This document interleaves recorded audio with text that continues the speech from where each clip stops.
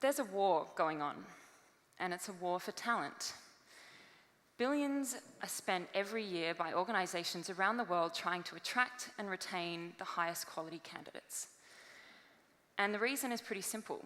Put bluntly, the best candidates are disproportionately productive.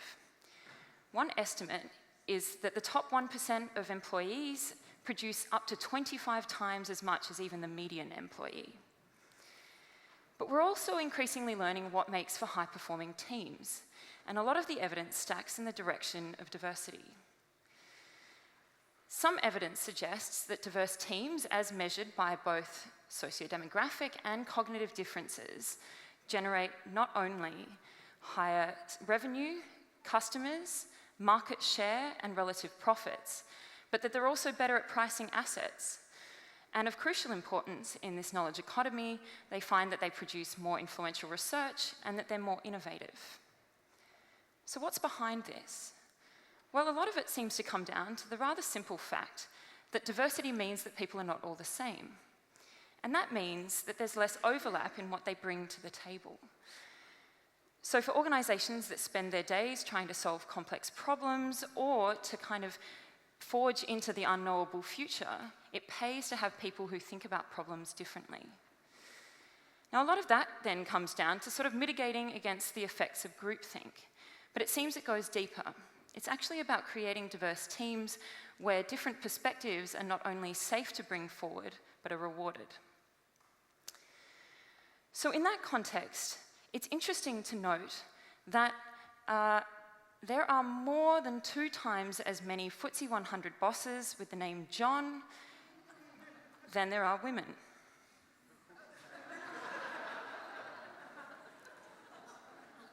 It's also interesting to note that just 6% of tech staff in Silicon Valley's best companies are Black or Hispanic.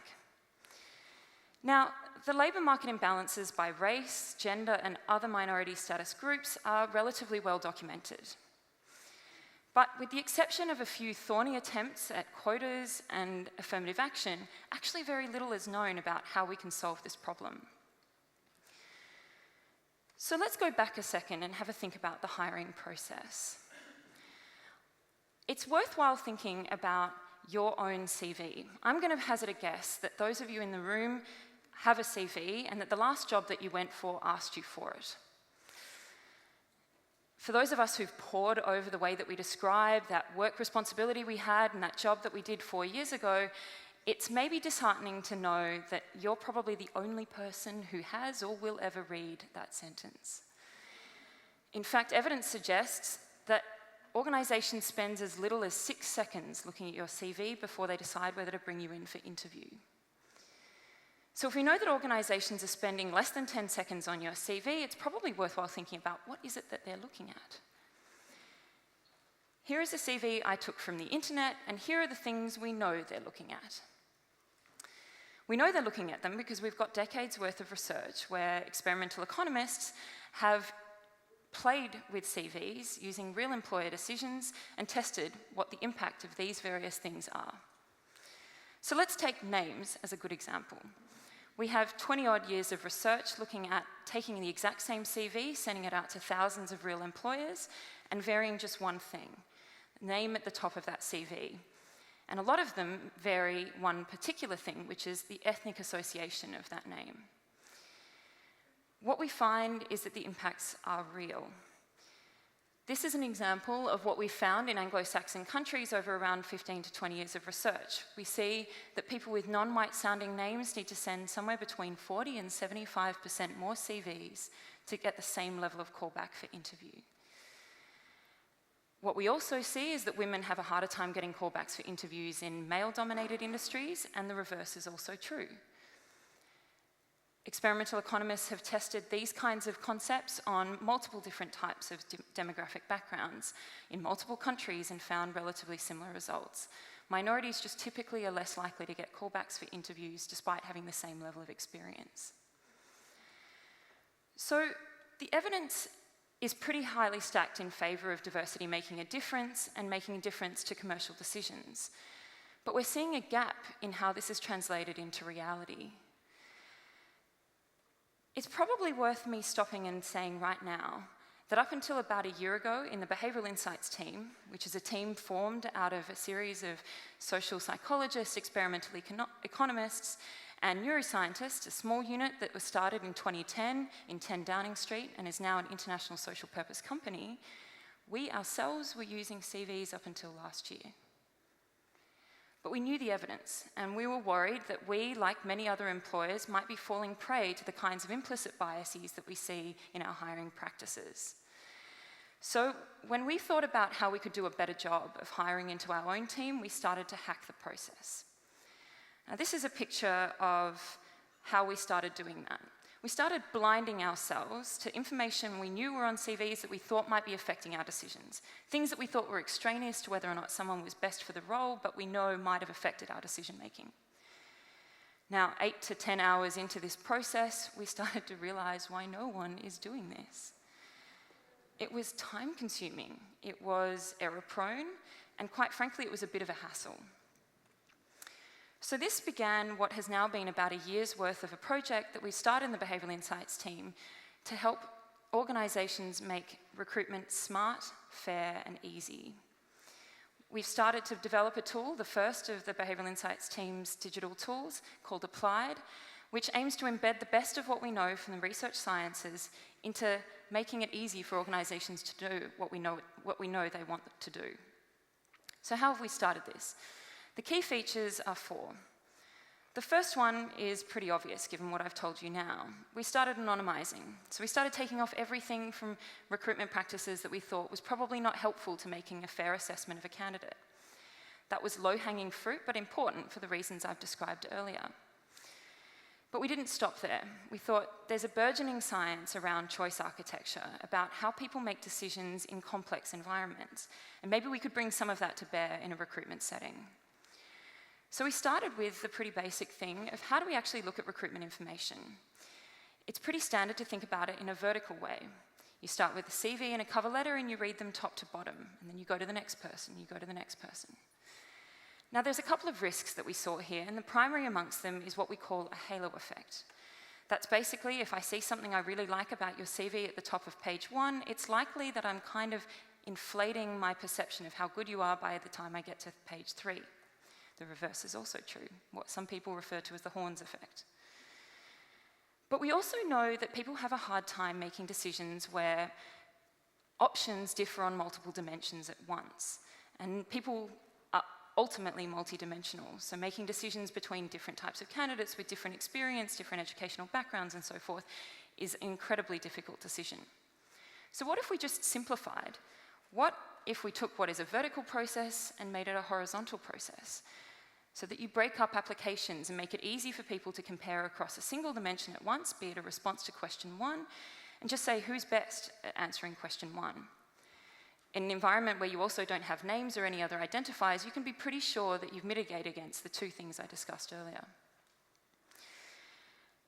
Then we wanted to get into, well, how do we prove objectivity using the WISE crowd concept? Now, that's an idea that's become popularised in recent years, and the basic concept is that a group of lay people, much like ourselves, if we put in independent assessments of something, it's likely that the aggregate of all of those things will produce a more accurate assessment than any individual alone, even an expert. So how can this be leveraged for recruitment? We thought about the wisdom of crowds in recruitment and ran some experiments to find what's the optimal size of your review team to ensure that you've got an accurate assessment of a candidate's quality and not inadvertently chucked out your best candidate somewhere along the line. Now, our experiments found that at about 3, you get a really nice balance between judgmental accuracy while also recognising you're using people's time and being pragmatic about that. So here we kind of stopped. We thought we'd picked 3 things that we thought really leveraged reducing bias in recruitment decisions. But we also wanted to go one step further and help organisations to do smarter recruitment. How can we help them to find the person who's ultimately going to be best at the job? And that's when we came back to CVs. It'll be disheartening again to learn that there's not all that much on your CV that helps an employer figure out if you're going to be best for the job. And in fact, to the extent there's good evidence on this, it shows that the most predictive way of finding out who's going to be best in the role is by just testing them on the kinds of skills you need in the role. Take a day in that life of that role and test them on it. We also know that the kind of idle getting to know you over coffee chats that organisations are so fond of as part of their recruitment practices are both poor as predictors of who's good, but they're also more likely to result in people hiring people who look and feel a little bit like themselves. So we've spent a lot of time building into the technology ways of making it as easy as possible for organisations to use what's most predictive and least biased. Now, if there's one thing that the Behavioural Insights team is known for, it's our experiments. We run randomised control trials across pretty much every area of government policy, both here in the UK and abroad, in an effort to bring to bear what is known to work in real life rather than going off a hunch, which might result in us spending millions of pounds on programs that are well-intentioned but ultimately ineffective. So we're known for our experiments, and we're also known for our level of scepticism of anybody telling us that something works without showing us the data. So you'll be happy to know that we took that same approach to ourselves, and we decided to put our platform up against our business as usual approach to recruitment. We harnessed the fact that we were hiring a cohort of graduates into the team at the end of last year, and we put them through two processes. We took their CVs, and we also got them to apply using work-related tests through Applied, using the review process I've just outlined. Now, what we did is we kept these two processes separate from one another, so that we could have one group of people look at CVs and accurately rate them based on the kinds of things we would typically look for in a CV: past educational experience, past work experience, things we thought would likely create a successful person in the team. We had a whole separate group of people in the team review their work-related responses on Applied in an anonymised and chunked fashion.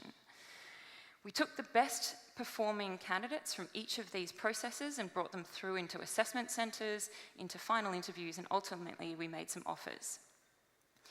Now, what this parallel process allowed us to do is to experimentally compare which of these two sifting processes did a better job of identifying who was good. And here are our results. This is the correlation between how a candidate performed on Applied, that is through their work-related tests, anonymously and chunked in their evaluation, and how they performed in the assessment centre. We saw a strong positive correlation between those two results that was highly statistically significant. What that basically means is if you performed well in Applied, you were also likely to be a high performer in our assessment centre. Now, these two processes were blinded from one another, so there was no chance that a reviewer in the assessment centre knew how they'd performed previously. So what about the CV?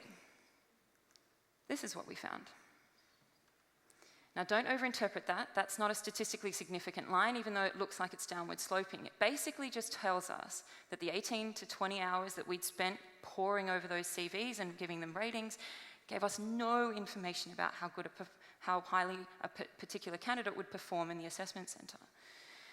And we found similar results when we compared how they'd performed in their final interviews. Now, where this left us was that ultimately, of those that we hired, 60% of them we would never have hired if we just looked at their CVs alone. We also would have hired probably a less diverse set of candidates, particularly on education and attainment. So this is just one experiment, but what it seems to be showing us is that a radical rethink on recruitment to bring it out of the 20th and into the 21st century is not only possible, but it's here. And that by using a little bit of science, you can go a long way to creating a much smarter and fairer recruitment practice. Thank you.